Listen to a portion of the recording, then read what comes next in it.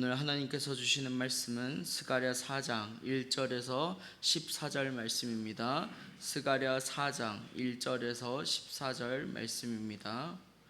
제가 한 절 읽고 여러분 한 절 읽고 마지막 14절은 함께 봉독하겠습니다. 내게 말하던 천사가 다시 와서 나를 깨우니 마치 자는 사람이 잠에서 깨어난 것 같더라.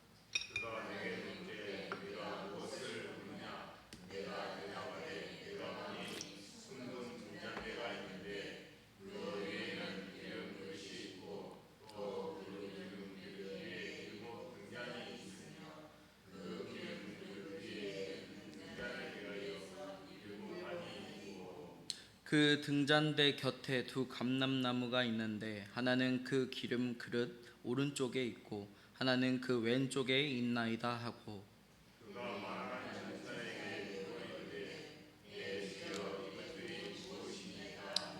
내게 말하는 천사가 대답하여 이르되 내가 이것들이 무엇인지 알지 못하느냐 하므로 내가 대답하되 내 주여 내가 알지 못하나이다 하니,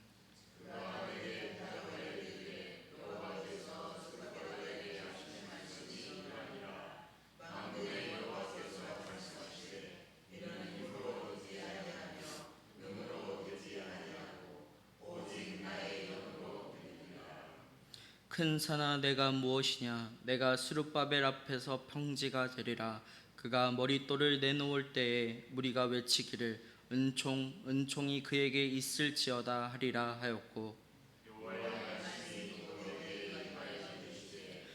스룹바벨의 손이 이 성전의 기초를 놓았은즉 그의 손이 또한 그 일을 마치리라 하셨나니, 만군의 여호와께서 나를 너희에게 보내신 줄을 내가 알리라 하셨느니라.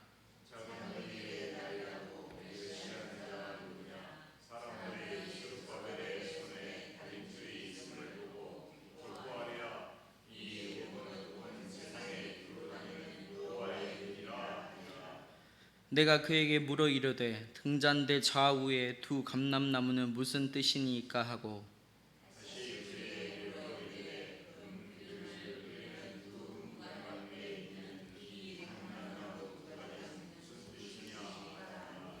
그가 내게 대답하여 이르되 내가 이것이 무엇인지 알지 못하느냐 하는지라. 내가 대답하되 내 주여 알지 못하나이다 하니, 내 구분받은 자 둘이니 온 세상의 주 앞에 서 있는 자니라 하더라. 아멘. 사랑하는 순마음교회 성도 여러분, 우리 인생에는 누구나 막힌 길을 만날 때가 있습니다. 사업을 시작했지만 생각보다 너무 벽이 높고, 일을 시작하고 배워갈 때 어려움도 있습니다. 또한 가정 문제를 풀려고 하지만 아무리 노력해도 풀리지 않을 때가 있고, 교회의 사역이 계획대로 진행되지 않는 순간들도 있습니다. 이럴 때 사람들은 대부분 두 가지의 반응을 보입니다. 하나는 포기합니다. 그리고 다른 하나는 더 강한 힘을 동원하여서 이 상황을 돌파하려고 합니다. 돈이나 인맥, 경험 등을 가지고. 그런데 오늘 본문 말씀을 통해서 하나님께서는 우리에게 전혀 다른 길을 보여주십니다. 하나님의 백성이 벽 앞에서 포기하지 않고 인간의 힘이 아니라 성령의 능력으로 일을 이루는 방법을 알려주십니다. 오늘 본문 말씀 스가랴 4장 1절에서 14절 말씀은 다섯 번째 이상, 다섯 번째 환상을 보여주시는데, 순금 등대에 관한 것이라고 이야기하면서 4절에서 5절에 순금 등대에 대한 설명에서 스가랴의 질문에 대하여 천사는 직접적인 답변 대신에 스룹바벨에 대한 메시지를 전합니다. 스룹바벨에 대한 신탁이 순금 등대 환상에 삽입이 되어서 내용이 들어가 있습니다. 스룹바벨에 대한 메시지는 네 번째 환상과 관련이 되어 있는데, 스가랴 당시의 유다 사회의 가장 큰 관심의 대상은 여호수아와 스룹바벨이었습니다. 두 지도자를 통한 유다 사회의 재건이 주요 관심사였기 때문에 스가랴서는 네 번째 환상의 여호수아에 이어서 다섯 번째 환상에서 스룹바벨을 등장시킨 것으로 볼 수 있습니다. 아울러 12절에서 13절에 두 감람나무에 대한 내용을 보충시켜주는 역할을 하기도 하는데요. 이 신탁에서 스룹바벨은 성전의 재건을 완수할 때 중요한 인물을 지닌 자로 묘사가 되고, 그 모든 것이 하나님의 여호와의 도움으로 가능한 것임을 전합니다. 따라서 순금등대가 무엇인지를 묻는 스가랴의 질문 4절에 천사의 답변은 10절에서 이루어집니다. 천사는 일곱 등잔을 여호와의 눈이라고 답하는데, 눈은 감시하고 살피는 기능을 하고, 일곱은 완전함을 의미하는 완전수이므로 여호와의 눈은 이 세상에 대한 여호와의 주권을 나타내는 것이라고 말할 수 있습니다. 이어서 우리가 스가랴가 쓰여진 시기를 조금 참고할 필요가 있습니다. 기원전 520년경에 바사 페르시아 제국 고레스 칙령 이후에 기환한 백성들이 성전 재건을 시작합니다. 그런데 사마리아인들의 방해와 내부의 낙심으로 공사가 16년간 중단이 됩니다. 멈추게 된다는 거죠. 이때 지도자, 오늘 본문에 나오는 수룹바벨과 여호수아입니다. 이 시기에 백성들의 마음은 이건 불가능하다, 우리 힘으로는 안 된다 라는 생각이 지배적이었을 가능성이 높습니다. 이 시대의 상황을 생각하면서 하나님께서 하나님의 사역을 어떻게 이끌어 가시는지 배워가길 원합니다. 첫째는 하나님의 사역은 성령의 능력으로 이루어집니다. 6절 말씀 함께 봉독하겠습니다. 6절 말씀 시작. 그가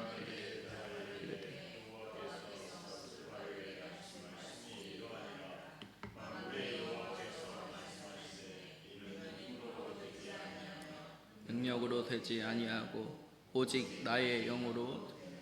아멘. 6절 말씀을 통해서 하나님께서 말씀하십니다. 힘과 능력으로 되는 것이 아니고 하나님의 영으로 된다고 하십니다. 우리가 힘을 원어적으로 살펴보면 이런 의미를 가지고 있습니다. 군사력, 물질, 재정, 세상, 자원, 또 능력은 개인의 역량, 재능, 기술 등을 얘기합니다. 그런데 스룹바벨은 성전 재건을 앞에 두고 큰 산 같은 장애물을 만납니다. 하나님은 이렇게 말씀하십니다. 큰 산아 네가 무엇이냐 하시며 그것이 평지가 되리라고 선포하십니다.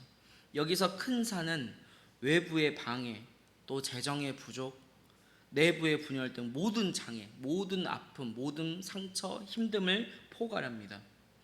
오늘 우리 교회와 가정, 사역에도 이런 큰 산이 있을 수 있습니다.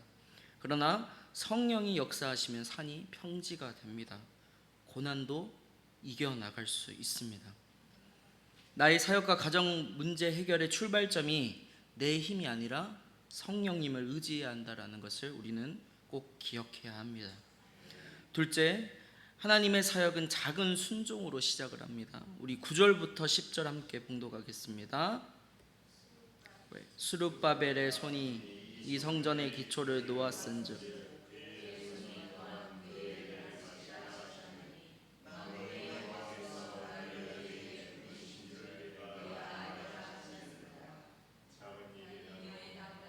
멸시하는 자가 누구냐? 사람들이 스룹바벨의 손에 다림줄이 있음을 보고 기뻐하리라. 이 일곱은 온 세상에 두루 다니는 여호와의 눈이라 하니라. 아멘.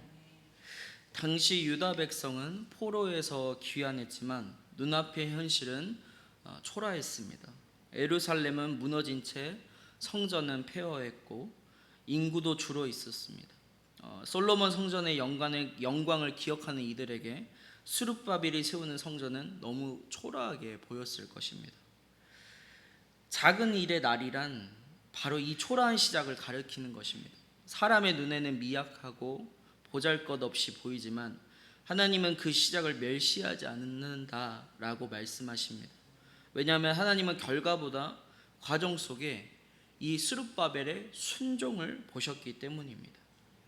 하나님은 처음부터 완성품을 원하시는 분이 아니라 순종하는 손길을 통해 완성해 가시는 분이라는 것을 우리가 기억해야 합니다. 하나님의 나라는 작은 시작으로부터 온다는 것을 말씀을 통해서 알려주십니다. 겨자씨 비유, 가장 작은 씨앗이지만 자라면 새들이 기들이는 큰 나무가 되는 그 비유, 그리고 누룩 비유, 적은 양이지만 온 덩어리를 부풀게 하는 그 누룩의 비유를 가지고 말씀하십니다. 또한 다윗은 목동이었지만 왕이 되었고 오병에 의하여 소년의 도시락은 5천 명을 먹였습니다. 하나님은 작은 것을 통해 당신의 능력을 드러내십니다. 하나님의 사랑은 현재의 초라함이 아니라 하나님이 완성하실 미래를 바라봅니다. 수룹바벨의 성전은 초라했습니다. 훗날 헤롯 성전으로 확장이 되면서 그곳에 예수님이 서셨습니다. 오늘 우리가 하나님께서 드릴 수 있는 작은 순종, 즉 내가 할 수 있는 순종은 어떤 것이 있을지 한번 각자 묵상해 보시길 바랍니다. 마지막으로 하나님은 기름 부은 자들을 통해서 역사하십니다. 11절에서 14절 말씀 함께 봉독해 보겠습니다. 시작. 내가 그에게 물어 이르되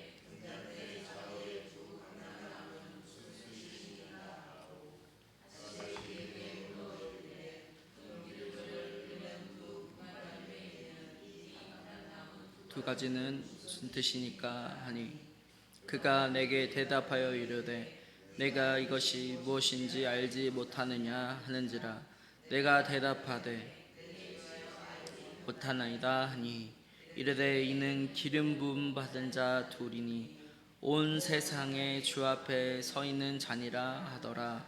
아멘. 스가랴가 본 두 감람나무는 등잔대 양쪽에 서 있는 나무로 그 기름을 끊임없이 등잔대에 공급합니다. 14절에서 천사는 이 두 나무를 기름 부음 받은 두 사람, 직역하면 기름의 아들 둘이라고 해석합니다. 역사적 맥락에서 이 두 사람은 수룹바벨 정치 지도자와 여호수아 대제사장을 이야기합니다. 수룹바벨은 다윗 왕가의 후손이고 총독으로서 성전 재건을 총괄하는 역할을 맡았습니다. 여호수아는 제사장으로서 성전 제사 회복과 백성의 영적 회복을 담당하는 역할을 했었죠. 그래서 기름 부음은 하나님께서 특정한 사명을 위해서 사람을 세우시고 성령의 능력을 부어주신다라는 의미를 갖고 있습니다. 구약적인 의미로 바라보면 구약에서는 기름 부음은 세 직분에게 주어졌는데 왕, 그리고 제사장, 선지자에게 부어졌습니다. 기름 부은 자는 하나님을 대신하여 백성을 다스리고 예배를 인도하며 하나님의 말씀을 대언하는 사명을 감당했습니다. 스가랴 4장에서 두 기름 부은 자는 왕권과 제사장직의 연합을 상징하며 성전 재건과 공동체 회복을 위해 함께 일합니다. 이것을 신학적 이 시대의 성취로 설명을 하면 이렇게 설명할 수 있습니다. 이 두 직분의 완전한 연합은 예수 그리스도 안에서 성취되었다라고 말할 수 있습니다. 예수님은 왕으로서 하나님 나라를 다스리시고 대제사장으로서 단번에 자신을 제물로 드려서 영원한 속죄를 이루셨습니다. 우리가 이것을 이어서 교회 시대까지 끌고 오면 모든 성도가 왕 같은 제사장으로 부름받았다는 것을 기억해야 합니다. 왕처럼 세상 속에서 하나님의 다스림을 나타내고 제사장처럼 세상을 위해 중보기도하며 복음을 전하는 일, 그것이 우리 이 시대에 우리에게 부어주신 하나님의 사명입니다. 이 말씀을 오늘날에 적용하면 이렇습니다. 교회의 지도자와 성도의 역할은 교회의 사역은 목회자와 평신도가 함께 감당할 때 온전히 세워질 수 있다라고 풀어낼 수 있습니다. 수룹바벨과 여호수아처럼 서로의 영역을 존중하면서 하나의 목표를 위해 협력해야 한다라는 것입니다. 말씀을 정리하려고 합니다. 첫째는 하나님의 사역은 성령의 능력으로 이루어집니다. 우리의 힘과 능력으로 하는 것이 아니라 하나님의 힘과 능력, 성령의 능력으로 감당해야 되는 것을 늘 잊지 마시고 기도하시기를 소망합니다. 두 번째는 하나님의 사역은 작은 순종으로부터 시작한다는 것입니다. 하나님의 사역을 내 손으로 시작하려고 하지 마시고 하나님께서 말씀하신 그 사명에 순종하여 그 내가 할 수 있는 것을 주님께 드릴 수 있는, 내가 할 수 있는 것으로 순종할 수 있는 우리 귀한 순마음교회 성도님들 되시길 축복합니다. 마지막으로 하나님의 사역은 기름 부음 받은 자들을 통해서 역사하십니다. 하나님의 자녀된 자들, 이 시대의 왕같은 제사장으로 부른 모든 이들을 통하여서 하나님께서는 하나님의 일을 이루어 가십니다. 우리가 먼저 하나님을 더 따르고 하나님의 말씀에 순종하여 우리의 모든 사역이 하나님께서 기뻐하시는 사역, 하나님께서 원하시는 사역, 하나님의 사역을 함께 걸어갈 수 있는 하나님의 자녀들 되기를 주의 이름으로 축복합니다. 기도하겠습니다. 하나님 아버지 감사합니다. 주님, 이 연약하고 부족한 종을 주님께서 세우셔서 오늘 우리에게 말씀하십니다. 하나님의 사역은 성령의 능력으로 이루어지는 것을 오늘 우리가 배웁니다. 또한 하나님의 사역은 작은 순종으로부터 나오는 것임을 우리가 고백합니다. 또한 하나님의 사역은 기름 부음 받은 자들을 통해서 역사하시는 것을 배웁니다. 주님, 오늘 우리에게 하신 그 말씀들을 사명 있는 자답게 잘 받아서 말씀으로 삶을 살아내며 주님 모든 고난과 환경 가운데서도 주님을 의지하고 성령에 의지하여 주님 내 힘과 능력으로 타파하는 것이 아니라 오로지 주님이 주신 힘과 능력으로 사역 감당할 수 있도록 나의 모든 삶을 주님께 맡겨드릴 수 있는 우리 순마음교회 공동체가 될 수 있도록 주님 은혜를 베풀어 주시옵소서.